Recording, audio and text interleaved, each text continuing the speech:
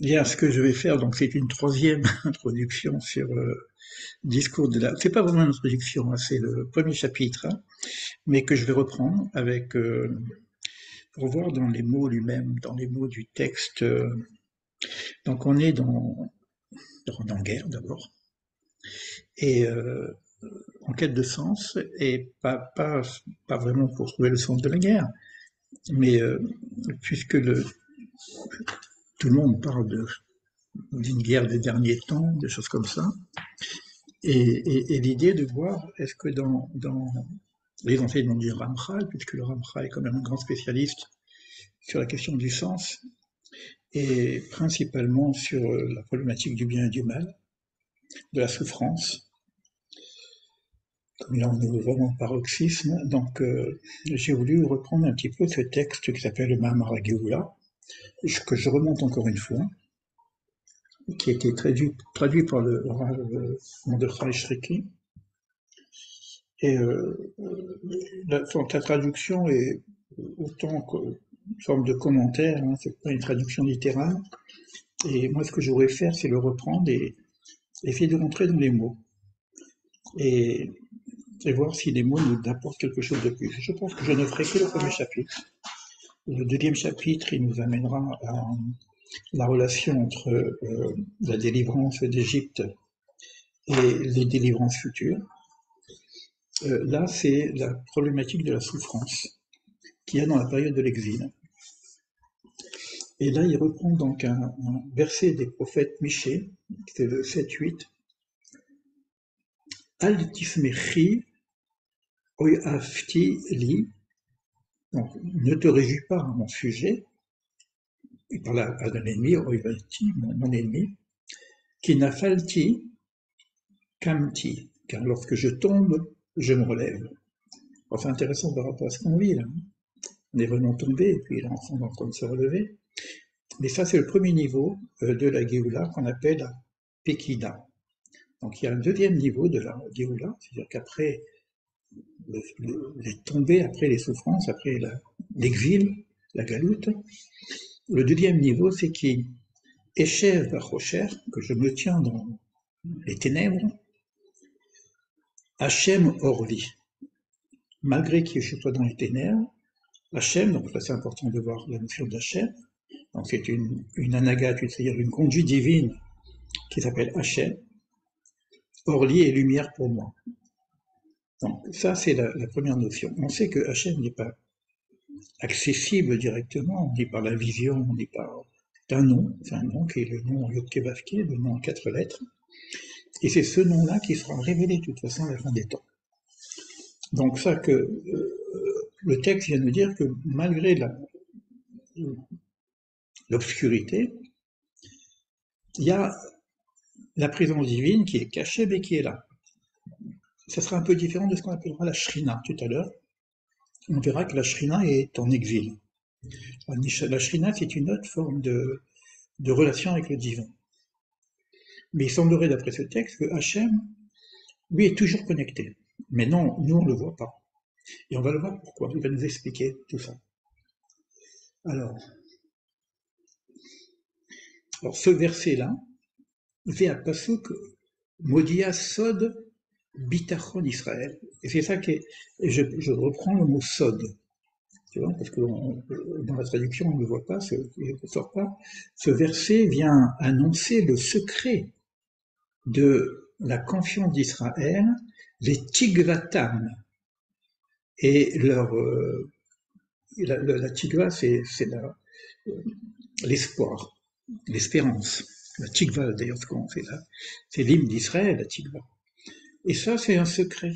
Et c'est vrai que lorsqu'on regarde un petit peu ce qui se passe aujourd'hui, c'est très, très, très étonnant de voir de nous voir, je dirais même, continuer à avoir cette foi intense, alors que c'est l'horreur.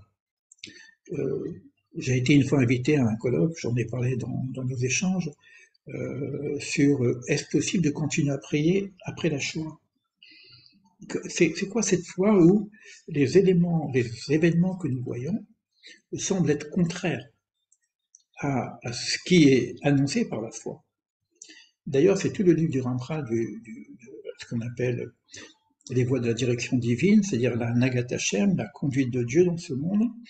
Et le Ramchal introduit cette chose-là. Moi, j'y crois d'une façon parfaite, complète, puisque bon, c'est partie de la Emouna, de la foi d'Israël, mais ce que je vois ne correspond pas à ce que je crois. Donc j'ai besoin d'explications. Et là, c'est un peu la même chose, on est encore dans le principe d'Emouna.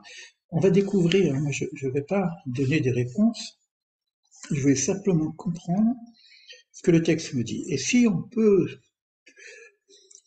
pas faire des déductions, parce qu'on verra qu'on ne peut pas faire de déduction, on est simplement apprendre les enseignements qu'on nous donne, on peut voir un peu au niveau de notre imaginaire comment c'est possible cette Géoula, cette délivrance dont on est en train de nous parler après l'horreur. C'est-à-dire que comment c'est possible de sortir de... Bon, on va voir la description, comment c'est dit. Quoi.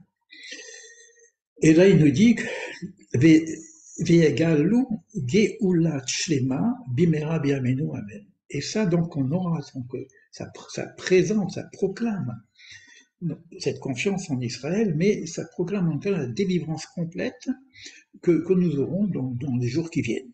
Amen. Donc maintenant, cette délivrance en question, donc le texte est long, hein, moi je suis que dans le premier chapitre, hein, les premiers versets, le premier paragraphe plutôt, il vient nous dire que cette Géoula, c'est-à-dire que cette délivrance, c'est pas, elle va demander Nimsu Achanot Rabot. Elle va demander beaucoup de facteurs. Ou Peulot Gedolot, et de grandes actions. Oula. Alors, c'est pas un truc qui va simplement nous être donné comme ça. Donc, il y a une forme de préparation de notre part à recevoir cette Géoula. Et alors, il le continue. Alors, des actions de Lot ou des chazakot est forte, mais très forte. Donc, comme quoi, c'est dire que il faut tirer la chaîne un petit peu, il faut faire des choses importantes pour faire descendre le shefa, parce qu'on va parler du shefa, de l'énergie divine qui descend. Je regarde un petit peu les personnes qui sont là, d'accord? Nicole, Annie, Rachel, donc les autres vont nous rejoindre peut-être.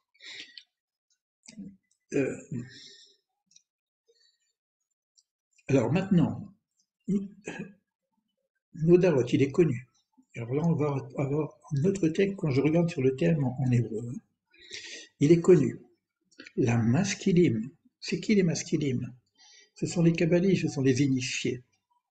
Ceux-là connaissent.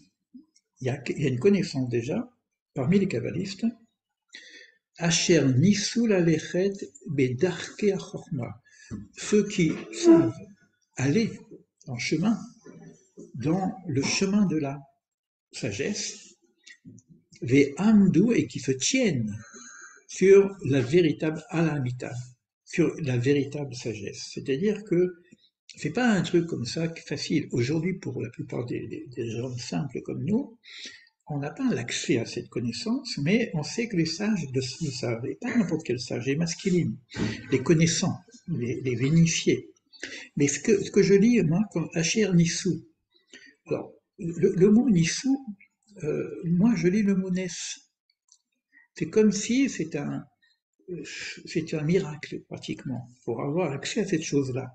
Et ce Nes, je vais retourner sur la note 8 qui a été donnée par le Rav Shriki. Il y dit, qu'est-ce qui va se passer? C'est que de la même façon qu'à l'époque de la sortie d'Égypte, je te ferai voir des prodiges, des nissim. C'est-à-dire que eux ont accès à des choses merveilleuses, incroyables, mais qu'on peut appeler nes, des prodiges. Donc c'est important de garder ces termes parce que ça va nous aider à comprendre la suite. Vekacher, et lorsque Itpachet achorma ba'olam, lorsque cette sagesse-là, parce que cette sagesse qui est aujourd'hui tenue par ces sages, cette sagesse va être répandue dans le monde entier. Nishpachet achorma ba'olam, dans le monde. C'est pas simplement réservé à ses sages, ni simplement réservé à Israël.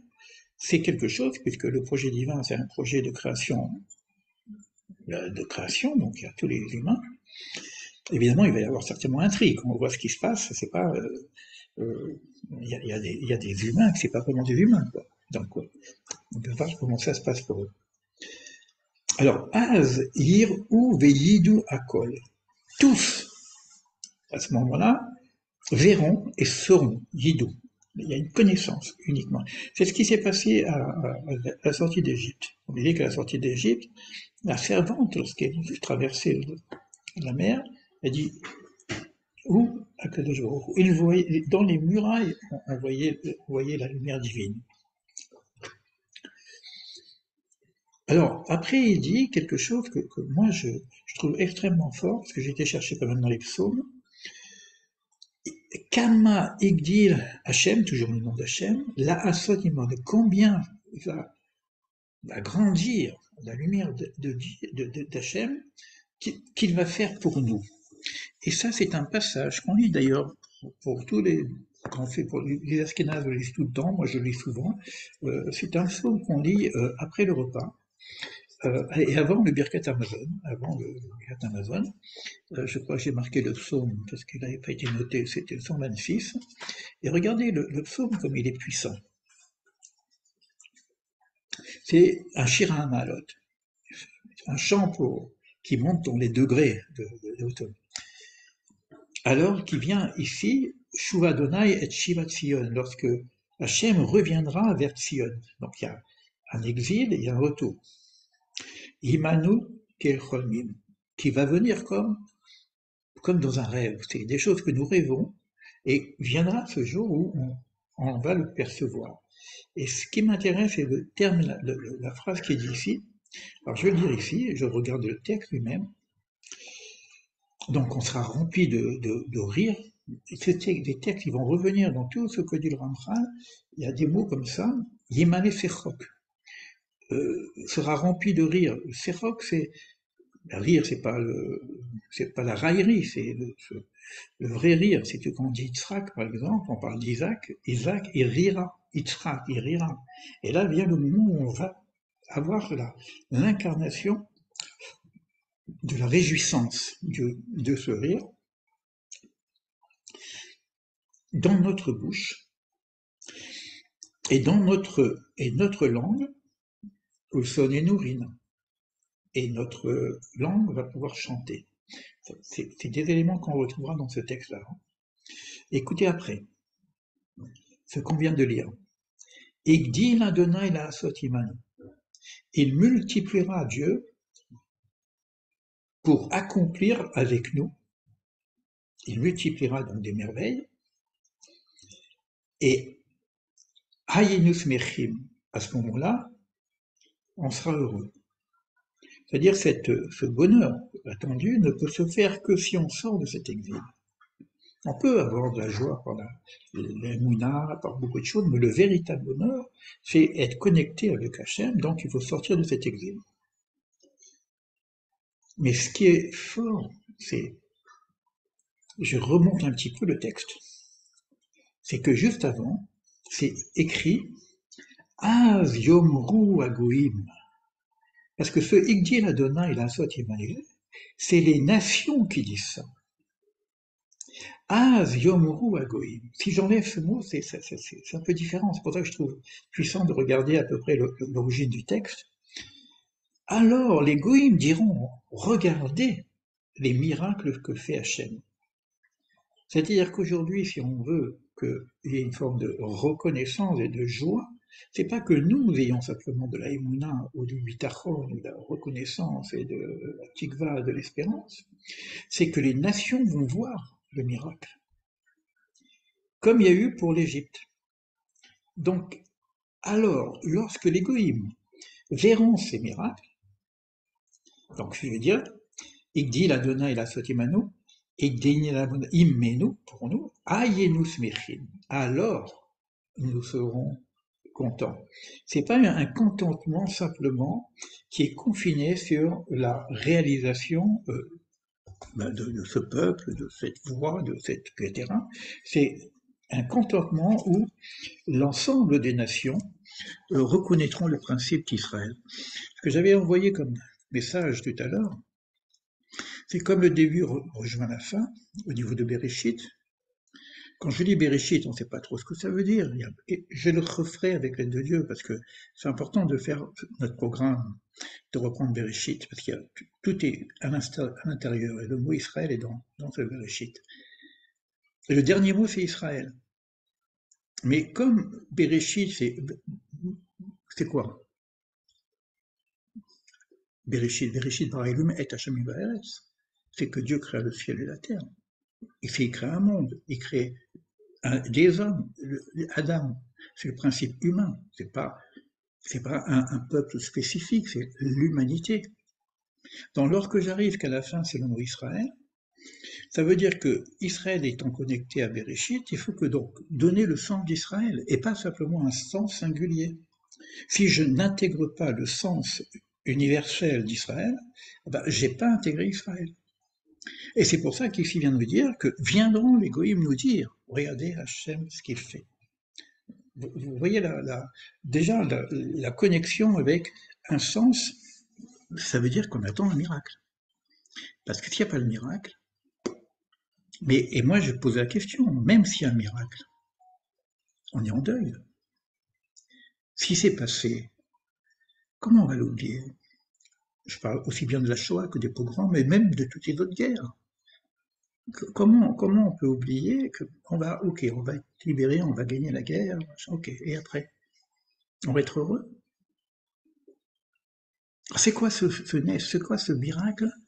Alors, le texte, il va nous parler du miracle après. Comme si on va avoir des sucreries. Mais on va rentrer dans le texte et on va voir un petit peu comment ça se dessine. Kamaïgan la Sotimanon. Qui Kaacher Rajou Israël. Quand Israël pensera à un texte qui est extrêmement difficile à comprendre. Chez Istir Akadosh Baruch Hu et Panav, que Dieu cache sa face pendant ce temps-là. Ve Azav Otam, et il les a abandonnés quelque part. Quand on voit ce qui s'est passé, quand on voit la Shoah, toutes les questions se sont posées. Comme il y en a qui parlent de l'absence de Dieu, etc. Parle de la face cachée. Mais depuis la création, il y a la face cachée. Parce qu'il ne peut pas y avoir une création si Dieu est manifeste tout de suite. Donc il y a une nécessité comme exister, c'est sortir d'eux.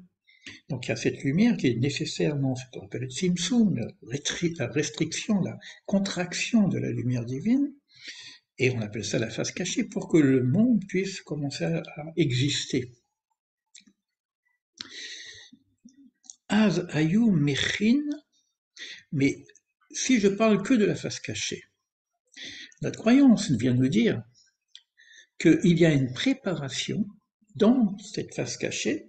Ok, on a compris qu'il est nécessaire que la présence divine ne soit pas manifeste, mais on sait en même temps que si elle est manifeste, il se prépare le projet. Il y a un projet, donc le projet se construit quand même, derrière les nuages, mais il se construit quand même. Et c'est quoi ces trucs? C'est le mot, puisque le Heitiv, le projet divin, c'est d'apporter une certaine lumière, qu'on appelle le Heitiv, la bonté, l'amour, Uvracha, et les bénédictions.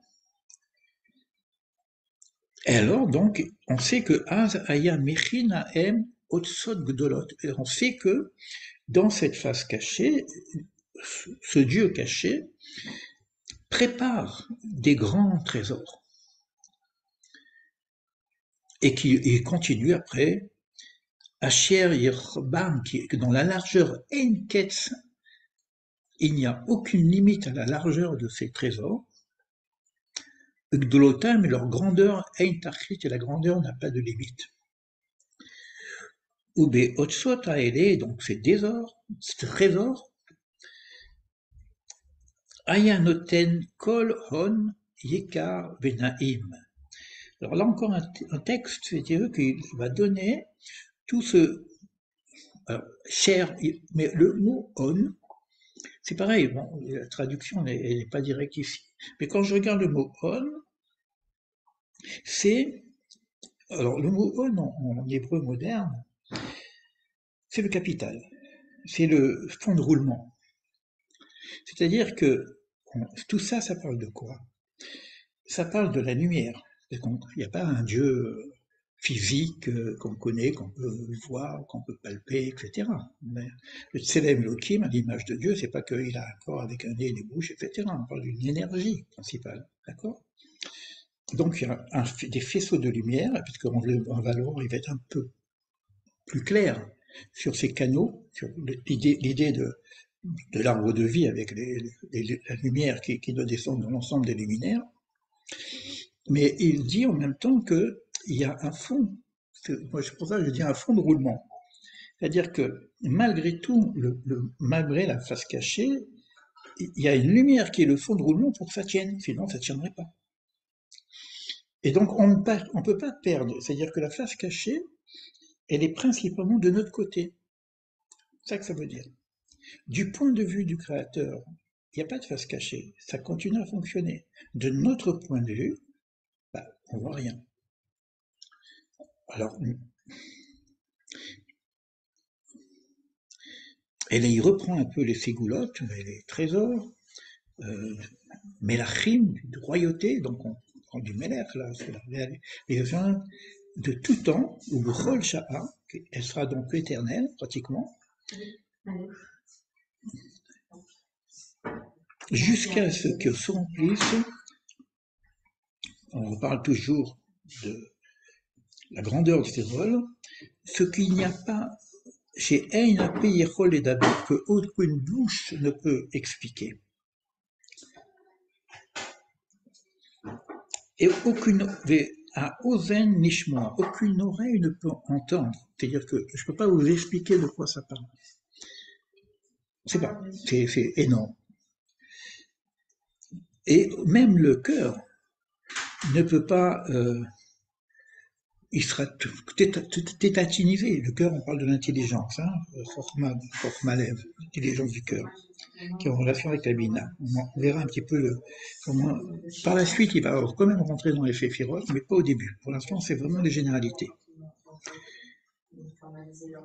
Et qu'on viendra ce temps de la Géoula, du repos, de ce grand repos futur,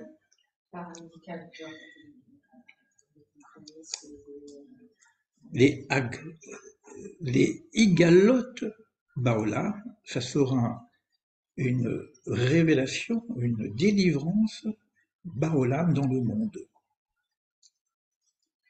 Et à ce moment-là, parce que ça commence par Israël, et à ce moment-là, ça va, justement, l'HPA va aller jusqu'au monde, et il va ouvrir, Beishtarkol Aotsarot, à Elé.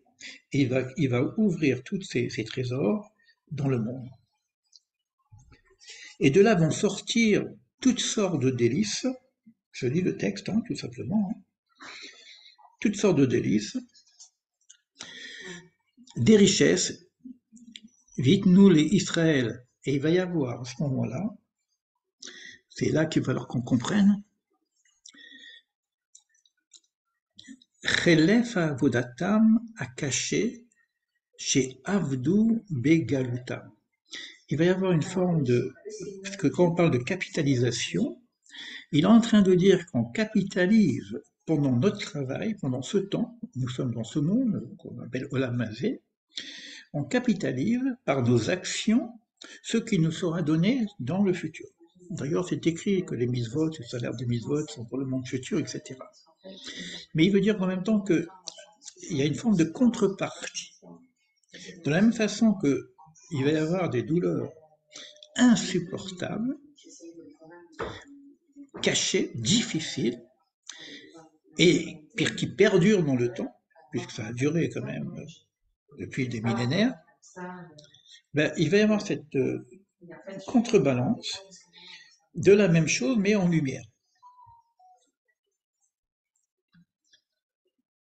Et il va y avoir maintenant la révélation encore à Sod Agadol, du grand secret. Et c'est quoi ce grand secret? Samachnu kimot initanu shnot ra'im ra'a. C'est comme si on sera heureux, puisqu'on aura la compréhension, c'est-à-dire que la face cachée du malheur, la face cachée du malheur qui serait des lumières, et on va pouvoir découvrir, c'est difficile ce que je dis, hein, pour l'instant c'est de la émouna pure, on ne peut pas dire aujourd'hui Gamzou et Torah, mais le texte nous dit un peu ça. On nous dit, on y croit, Gamzou et Torah. Cela aussi est pour le bien. Alors, écoutez, mais là, aujourd'hui, quel bien? Ça veut dire que ce qu'on va comprendre, le bien qui est caché dans ces souffrances. Et là, il nous ramène à notre texte, ce texte-là, c'est pour ça que j'aime bien reprendre le texte, là il nous donne quand même la référence, c'est le psaume 90. Alors quand je regarde le psaume 90, toujours, c'est pour entrer dans le texte, hein, pour essayer de voir s'il y a un inspire pour nous aider à comprendre un peu de quoi il s'agit. Bon, c'est dommage, c'est juste après qu'on parle de ce dont je voulais parler, mais parce que moi, comme j'ai avancé un petit peu dans le texte, j'ai pris un petit peu d'avance, mais je vous dirai un petit peu de quoi il s'agit. Pour l'instant, on parle de la face cachée. Alors, le psaume 90, c'est... non, ça c'est le 80. Alors, 90. Attends, j'avais apporté avec moi les psaumes en même temps. C'est prière de Moïse, Tephilat et Moshe. Ish Elohim, et bien évidemment, l'homme de Dieu. Qu'est-ce qu'il dit là? Adonai Ma'on Ata Aïta Lanu Bedor Vador. Dieu, tu es notre abri de génération en génération. Nous on voit le contraire. C'est vrai qu'il y a une éternité d'Israël. C'est vrai que malgré tout, Israël est toujours là. C'est vrai que malgré la Shoah, les gens ils ont gardé la Emouna et continuent à prier, à avoir le bitachon. C'est vrai qu'il y a une forme de miracle de cette croyance. C'est pour ça que c'est un sod, c'est un secret. Il y a un deuxième niveau qu'on verra tout à l'heure, peut-être dans le deuxième chapitre, mais bon, je ne pense pas que je vais l'aborder aujourd'hui. Parce que je veux voir aussi les commentaires, parce que j'ai pris un autre livre uniquement en hébreu où il y a quelques petits commentaires. Mais c'est ça qui veut dire. C'est que nous, on voit des choses, mais Moïse dit on est protégé de génération en génération. Ça s'appelle l'éternité d'Israël. Mais au passage, il y a quelque chose qui se passe. Alors, je regarde d'autres textes. Par exemple, Tachev Enoch ad Daka, tu ramènes l'homme jusqu'à l'abattement, c'est-à-dire au moment où il va être complètement abattu, Vetomer, et tu lui diras, Shuvu bnei Adam, revenez, fils d'homme. C'est-à-dire qu'il va y avoir une force de teshuva dans les situations d'obscurité. Quand on m'avait demandé de faire cette conférence, c'est pas cette conférence, c'était un colloque sur est-il possible de prier encore la Shoah, il y avait beaucoup de laïcs. Et moi, j'ai pas répondu, j'ai dit simplement, mais c'est pas une question pour les laïcs, parce que les laïcs de toute façon ne prient pas. Donc c'est pour dire que peut-être que Dieu n'existe pas. Comment est-ce possible de prier malgré ça? Donc la question se pose pour les gens qui sont croyants. Comment est-ce possible de continuer à prier malgré ça quand vous voyez cette horreur? Est-ce que ceux qui ont vécu ça peuvent encore prier? Alors il y a plusieurs catégories. Il y a des gens qui arrêtent de prier, et perdent leur foi. Ça existe, comme dans la Shoah. Mais il y a des gens qui ne priaient pas avant. C'est ce qui s'est passé là. Parce que même dans la... C'était pas des laïcs, la danse et tout ça, c'est une fête en dehors du système religieux, mais c'était des jeunes qui voulaient la paix dans le monde. Bon, d'autres façons de vivre la spiritualité en dehors du système religieux. Et ces gens-là étaient en dehors du système religieux. Mais parmi eux, il y en a qui se sont mis à prier. Et à Shoah, c'est pareil. Il y a des personnes qui étaient des laïcs, parce que l'Allemagne était quand même un pays où il y avait beaucoup de philosophie, etc. Et les gens, devant la souffrance, il y a un élan de croyance qui se met en place. Je ne vais pas rentrer dans le freudisme qui dirait c'est l'opium du peuple, mais quoi qu'il en soit, cette question se pose. C'est-à-dire qu'il y a une invitation à revenir. Et le texte lui-même, le verset qui nous dit ici, je prends le verset lui-même, pour voir si on voit quelque chose. Samchenu kimot initanu. Rejoignez-nous autant, au moins autant. Normalement, ça va être encore plus. Autant que ce que nous avons vécu dans ce temps affligé. Chez notre Inu Ra'a. De toutes ces périodes où nous avons vu le mauvais, ramène-nous en compensation, justement, en contrebalance, le bien qui correspond. C'est ça, l'aïmouna. C'est difficile. Mais pour l'instant, le texte nous invite à garder cet émouna et de revenir vers Hachem.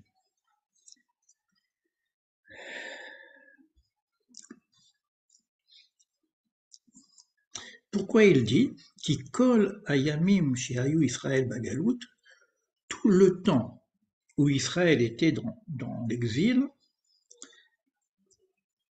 à or lo naga alehem oto aor araouile otam ayamim velo aval. Cette lumière n'a pas disparu. Elle s'est menuisée à notre niveau de perception, mais elle fonctionne toujours.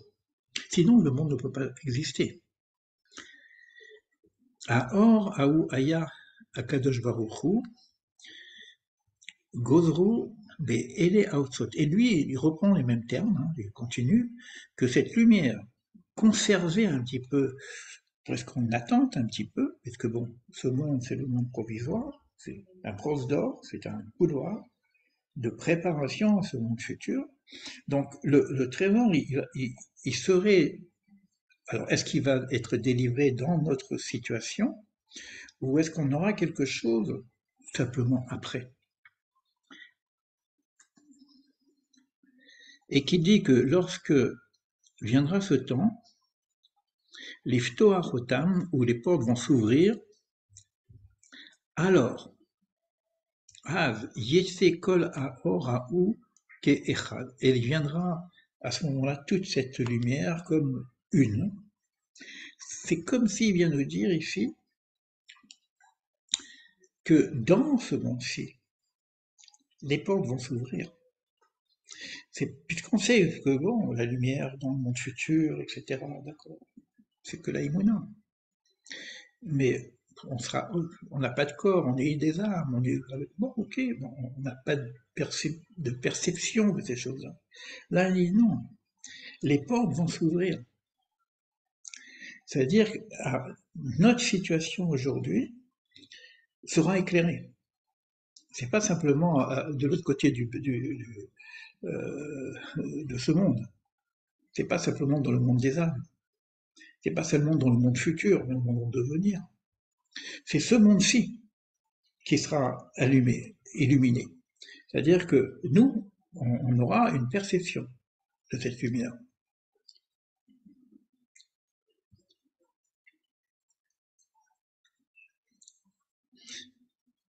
Alors, Yezman, il sera le temps, simcha, de joie pour Israël. Veitaken haolam, et le monde sera réparé. Le monde. Alors, toujours encore la même chose, hein, il utilise des mots, on parle de tikkun olam, veitaken haolam, et nous on travaille à quoi? Qu'est-ce qu'on essaye de faire? D'être participant au tikkun olam. Et là, le tikkun olam va se faire. Donc on est bien dans le tikkun olam. Réparation universelle. C'est pas la réparation d'Israël. C'est pas la survie d'Israël. C'est le monde qui est en question. C'est-à-dire, si je parle de cette guerre, il faut entendre que c'est pas Israël qui est en danger. il faut entendre que c'est le monde qui est en danger. Mais il faut entendre aussi que Israël ne peut pas perdre. Pourquoi? Pas parce que il y a eu des empires qui ont disparu. Il y a eu des je ne peux pas parler de. Regardez aujourd'hui les empires qui ont disparu. Aujourd'hui, quand on parle de l'Égypte, l'empire égyptien, ça n'a rien à voir avec aujourd'hui l'Égypte. Même quand on parle de l'empire perse, etc., ils ont disparu. Tous ces grands, ils n'existent plus. Donc, pourquoi pas Israël? Mais Israël, ça fait un moment que ça dure. Pourquoi ça dure comme ça? Là aussi, il y a un secret de la pérennité d'Israël. Le secret, il vient justement que cette pérennité d'Israël, elle dépend du projet divin qui est le projet du monde. Ça veut dire que Dieu se serait trompé, non pas par rapport à Israël, parce qu'Israël a une responsabilité, on va le voir aussi. La responsabilité est très forte qu'on lui donne. Mais ça veut dire en même temps que, si on parle de Dieu, donc il y a une certaine croyance, ça veut dire que le projet ne peut pas se rater. C'est qu'à un moment donné, qu'on le mérite ou qu'on ne le mérite pas, le monde il va là où le projet divin a décidé. Comme ça s'appelle Israël et que c'est le projet, c'est l'humanité, donc Israël ne peut être que en relation avec cette humanité, mais donc en relation avec cette éternité, qui sera la finalité, la réussite, la Géoula, les trésors et tout ce qu'on nous dit. Et là, on va avoir ce repos et cette sérénité. Veloye odigon baolam klal. Et il n'y aura plus aucune souffrance, mais dans le monde klal. Nulle part. Tout le klal, c'est la généralité. On est dans le tikkun olam, klalim. Et si tu dis, après il reprend pour la notion du temps, puisque cette chose-là semblerait être répartie par rapport au temps, des 6000 ans, donc là, on vient de dire, bon, s'il y a 6000 ans de souffrance, alors il faudrait qu'on ait comment ça se passe au niveau de la contrebalance. Ça veut dire, et là le Rav Sheki nous ajoute juste quelque chose, l'explication se trouve donc ailleurs que dans la quantité. Puisque c'est pour ça que ça va être beaucoup plus grand, beaucoup plus. La compensation ne peut pas être simplement un équilibre au niveau du temps, 6000 ans de souffrance, donc 6000 ans de bonheur, non. On va à un autre espace-temps qui sont totalement différents. Alors, moi, j'ai essayé après de voir quelques commentaires qui reprend un midrash qui dit à peu près la même chose, parce que le Ramchal, c'est pas, bon, c'est vrai que c'est un prophète, hein, il a au moins le roi Kodesh, hein, c'est pas, on est dans des niveaux de connaissances énormes, hein,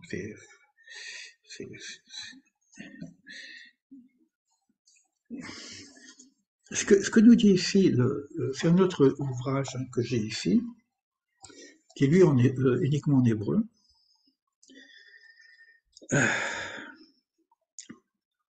Et c'est un midrash qui vient parler de Rabbi Ismaël, donc un étalard de la Torah, de l'Ancien, hein, qui vient s'adresser aux anges. Ce qu'on appelle les sarapanim, les anges de la face. Et il vient demander, raconte-moi comment ça marche, cette histoire. Et la réponse ici, Yedidi, mon ami. Il parle avec les anges, mon ami. C'est donc les anges de la face, c'est les anges, mon ami. Shav Bechiki vient vers ma poitrine. Sur la poitrine, sur les tiferet, ça peut être le pectoral parce que on demande au pectoral un petit peu de qu'est-ce qui se passe aussi, mais il vient contre moi, vient contre ma poitrine, et je te dirai, Yagidecha, Matié à l'Israël. Voilà ce qui va se passer sur Israël. Viens, je vais te dire. C'est un midrash. Et là, il lui dit, tu vas voir combien de... Là, il commence par l'exil, parce qu'il faut comprendre l'exil pour comprendre la Géoula. Il faut comprendre la souffrance pour comprendre la délivrance.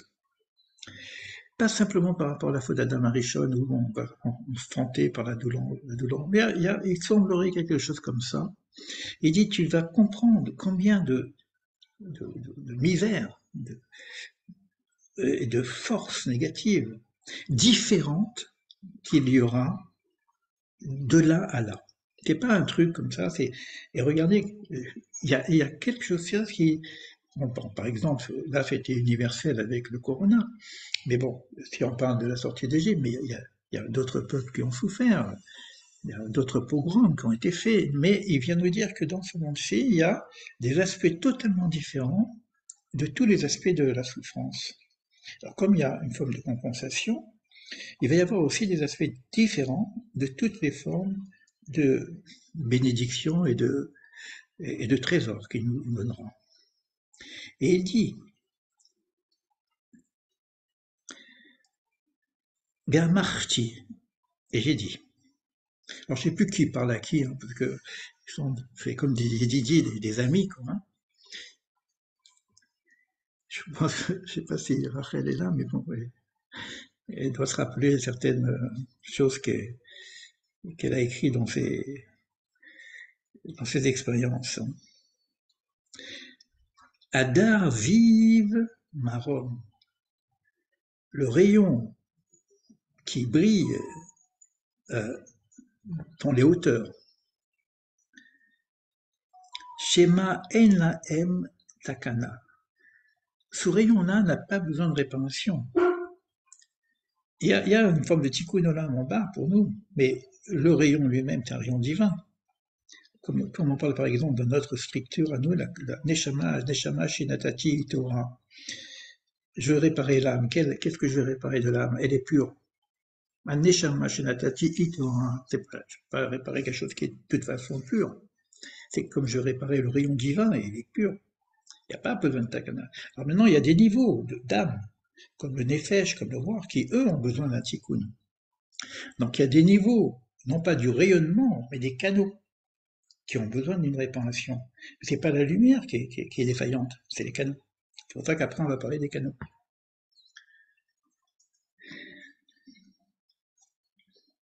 Donc il n'y a pas besoin de takana, de réparation, on va dire ça comme ça, à Israël, sur cette partie de lumière. C'est-à-dire, à la limite, la lumière d'Israël, c'est Hachem. Pourquoi pas dire je vais réparer Hachem? Quand on dit Noten Oz et Elohim, je donne de la force à Elohim. Je peux, par mon comportement, donner la possibilité au Shefa, un influx divin qui s'appelle Elohim, de se manifester. Parce que j'ouvre les canaux, j'ouvre les tuyaux, mais la lumière, elle est déjà là. Yididi, mon ami. Alors, il dit viens et entre dans les trésors de la consolation.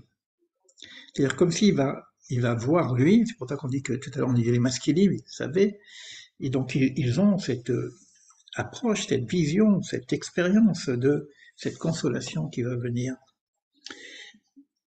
Approche, viens, dans les trésors du salut. Negavé Yeshuot.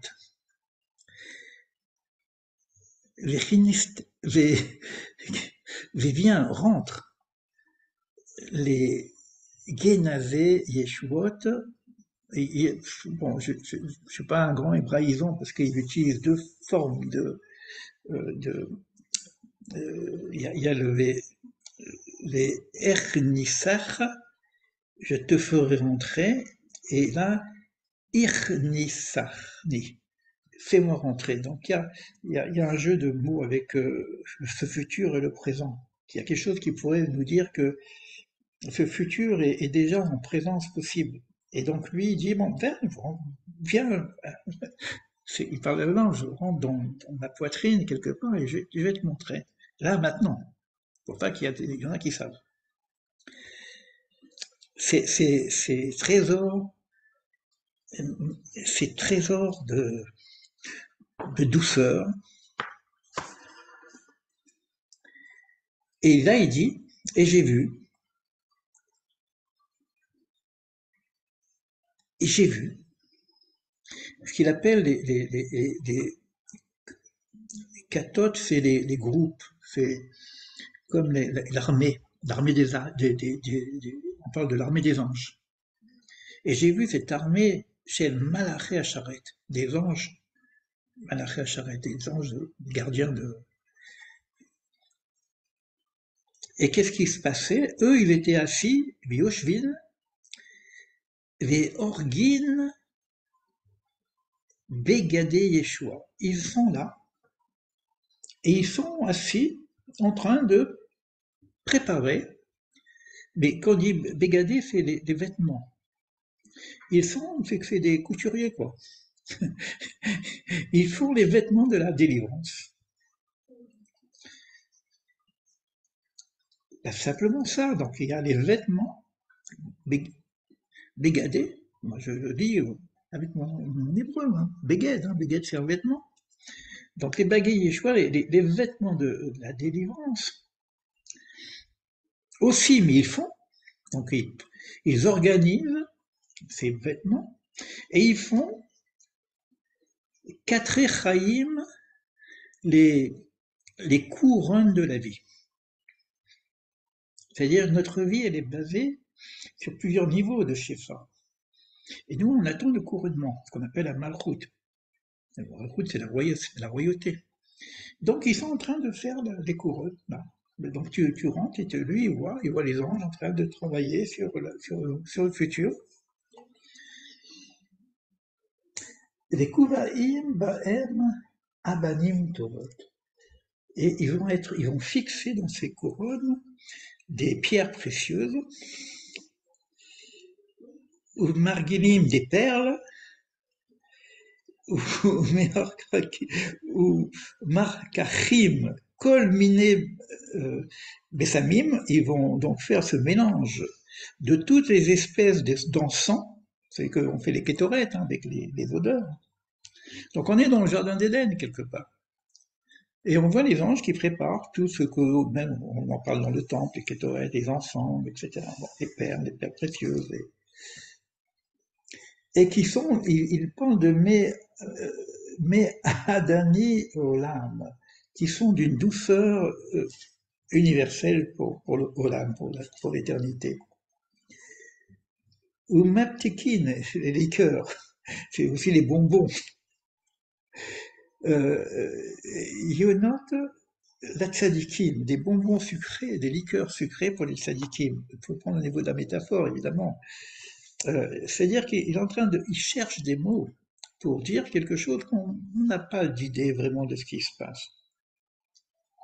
Et là, il parle après, Parquet et Chalot, Rafti. Alors là, il donne des références. Dans quel texte on va trouver ces choses-là? Il parle d'après des palais. Donc, quelque part, il y aurait, en fait, une leçon kabbalistique un peu particulière sur les palais. Et ça, c'est donc, il le dit, il reprend. Maintenant, c'est le texte lui-même, le commentateur qui parle de ce midrash. Donc, c'est un midrash, hein, c'est un texte parallèle au texte de la Torah. Et c'est de ça que se réfère donc, le Ramchal. Et là, il va dire la même chose que l'on a vu tout à l'heure, que c'est des choses qui sont pratiquement inouïes à l'entendement humain.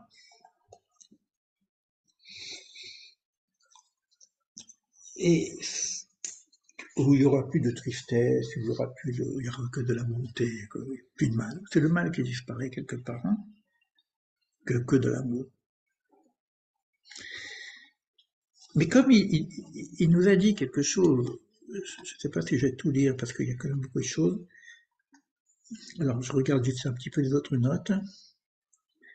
Là, il reprend le truc. Avimale Pino. Alors sera rempli du rire de sa bouche. Donc, il reprend des textes comme ça. Donc, ça m'a fait penser à Yitzhak.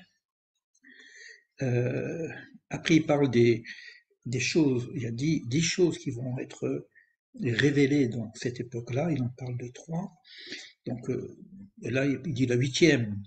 Hashminit Ein Od Bechi, il n'y aura plus de pleurs, Velaïla Baolam, il n'y aura plus de pleurs ou de nuit dans le monde, donc plus de souffrance. Le 9e, Tishri, Ein Od Mot Baolam, il n'y aura plus de mort. Et le 10e, donc on parle bien d'éternité, où est-ce que j'ai mis le 10e? Voilà, c'est celui-là. Tishi Ein Od Anacha, il n'y aura plus de soupirs, de gémissements, ni de chagrin. Et là, on va dire Ubaou Tzion Berina Vesimcha. Et vient Tzion, donc c'est Jérusalem qui chante, avec des chants de joie. Et donc ça c'est le texte, et avec les échanges qu'on a eu ensemble. Et moi je me suis dit,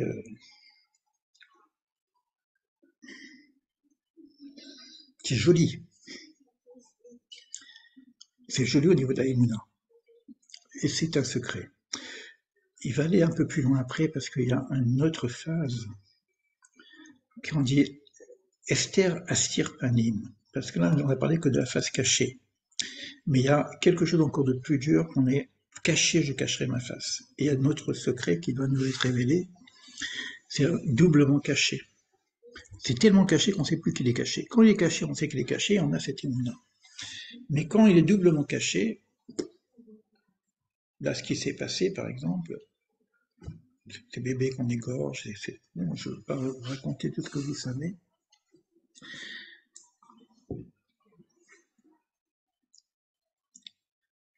Qui nous dit qu'on ne peut pas comprendre avec notre intelligence.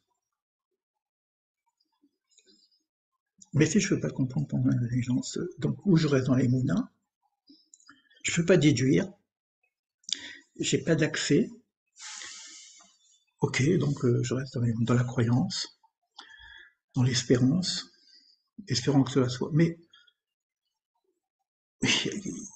ça suffit pas. Pour moi, en tout cas, qui est en quête de sens. Je dis, mais quand même, il y a. Comment ça se passait? Ok, je vais avoir des bonbons. Je prends le texte, hein. Ok, je vais avoir de la douceur. Je vais être sauvé. Vous savez qu'il y a eu des gens qui ont été sauvés de la Shoah.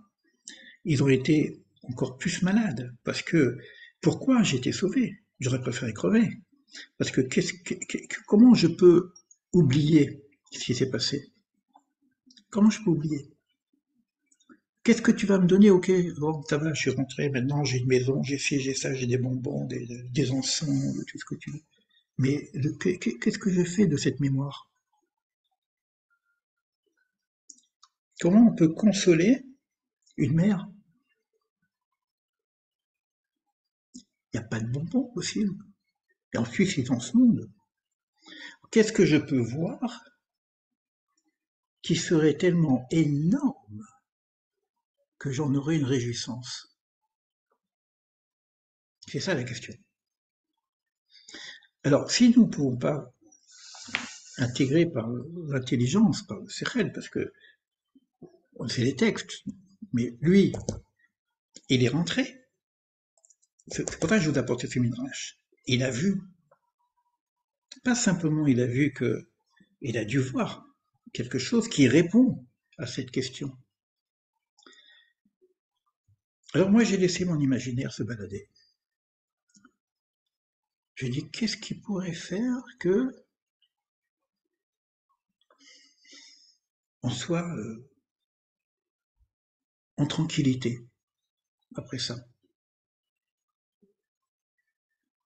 Et moi, je suis rentré dans une forme de croyance aussi, mais concrètement, il faut vous poser la question, vous réfléchissez 2 minutes, parce que moi, je laisse mon imaginaire. Ok, il n'y a plus de mal, mais ce que je fais de ce souvenir, hein, le deuil, quand on dit Yom HaZikaron, pendant Rosh Hashanah, on a une souffrance quand même de se souvenir de tous ces malheurs. Et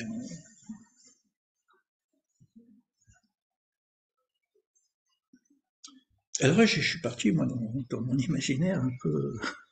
Mais il n'y a que ça qui peut dire que cette fois, elle a du sens.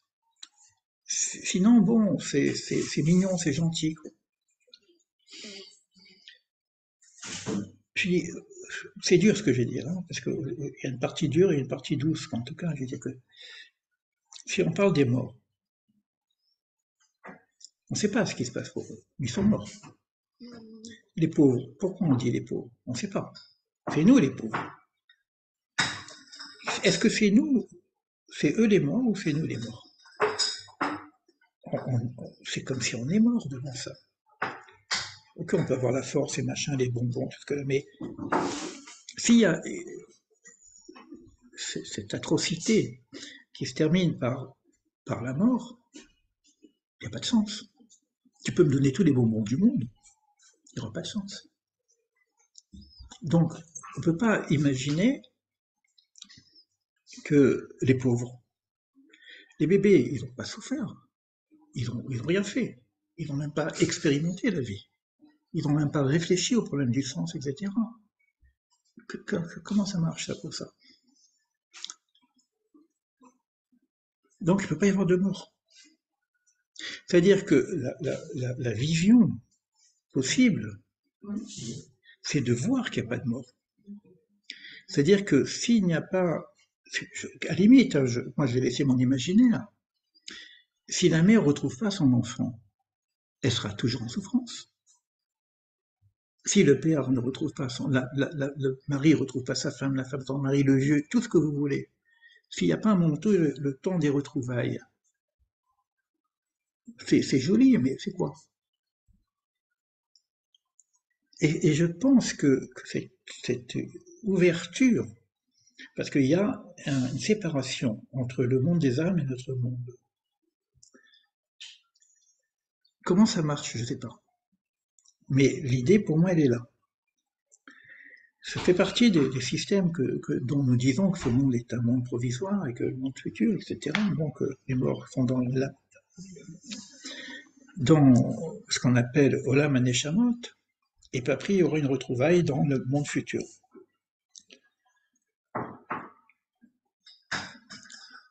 C'est-à-dire que si on ne voit pas, non pas notre réjouissance, ça n'a pas de sens. Pour moi, hein, c'est moi qui parle, là, c'est mon imaginaire, parce que là, je suis sorti du texte, je me dis, bon, tu peux rien comprendre, du coup, je peux rien comprendre, je m'en fous, je réfléchis tout seul. S'il n'y a pas une réjouissance visible de ceux qui sont partis, pour moi, ça n'a pas de sens. Donc, ça veut dire que ces trésors en question, c'est, c'est pas des biens matériels. Qu'est-ce qu'on s'en fout? C'est comme quand on est sorti d'Égypte, on est sorti avec beaucoup de trésors. Ok, on était dans le désert, on n'avait plus de quoi manger, on mangeait de la manne. Qu'est-ce qu'on s'en fout des trésors, des bijoux, etc. On veut manger. Si on n'a pas la visibilité de la joie, du bonheur, de la tranquillité de ces âmes qui sont parties, ça ne peut pas marcher. En tout cas, à mon niveau. Et j'ai l'impression que c'est de ça qui ça parle, quelque part. C'est ma foi maintenant qui parle. C'est que le Gan Eden, il est chez eux, il n'est pas ici. Et lorsqu'on verra le trésor qui est dans cette partie-là, eh ben, évidemment qu'on sera heureux. Parce qu'on n'a pas compris la vie, la mort, les machins comme ça. Mais lorsqu'on comprendra, on cassera ce qu'on appelle le rakia, hein, cette séparation entre les eaux d'en haut et les eaux d'en bas, entre les âmes d'en haut et les âmes d'en bas, bah, évidemment, à ce moment-là, alors que ce temps puisse venir rapidement, comme ils disent, où la souffrance, elle est là, mais elle n'est pas là. Elle n'est pas chez ceux qui sont partis. C'est ça que je veux dire. Voilà pour ma participation de ce soir. C'est pas facile, hein. Mais bon, j'espère que vous avez suivi le texte et après on va rentrer dans le détail. Je ne sais pas ce qu'il y a à la suite. Je n'ai pas lu ce texte, hein. Vous savez que je vous ai dit que j'avais commencé à enseigner ce que je ne sais pas. Ben, je commence. À la preuve que je ne sais pas, puisque je suis obligé d'inventer. C'est pas une connaissance que je vous partage, hein. C'est mon imaginaire. Il me dit, bon, vas-y, parce que le Midrash, il t'invite vers l'imaginaire, pourquoi pas. Pourquoi pas. Moi, j'ai pas la vision du monde futur. Mais, par déduction, et mon imaginaire me dit, il y a que ça qui peut fonctionner, sinon ça ne peut pas fonctionner. On en a parlé par rapport à la Shoah. Souvent on dit que ces âmes se sont réincarnées. Il y en a qui disent que les âmes se sont réincarnées chez les soldats. Et qui repartent. Mais en tant qu'âme, ils savent. En tant qu'homme, ils ne savent pas. Mais ils reviennent quelque part, faire une certaine réparation, ils repartent. Bon, ok, il y a des morts, etc. Mais non, il n'y a pas de morts. C'est ça le truc. C'est nous les morts. Sinon, ça marche pas. Désolé, hein, mais bon, moi je suis aussi un peu dans l'émotion, hein, parce que bon, ben, pour moi, un mort c'est un mort, quoi. On ne veut pas mourir de toute façon, on n'a pas envie d'aller de l'autre côté, mais comment ça fonctionne cette histoire? On aura simplement, s'il y a une délivrance, euh, c'est cette séparation, ben, elle sera pas aussi. À partir du moment où on voit qu'un homme peut parler avec les anges et lui dit viens, rentre dans mon pectoral, et je vais te montrer, ben, il a été là-bas. Sinon, les trésors, les machins, etc., de quoi tu parles, quoi. Alors j'aime bien parce que les termes qu'ils utilisent, c'est comme si on me donne des cacahuètes, quoi. Je vous laisse parler si vous voulez. Euh, je- alors Sandra, Nicole, MR, je ne sais pas qui c'est. Ah oui, Maïva, Annie, Ren. Je vais couper, mais on reste comme ça. Peut-être je vais quand même enregistrer parce que ça peut être intéressant si on a des partages entre nous à faire. Je vais arrêter cette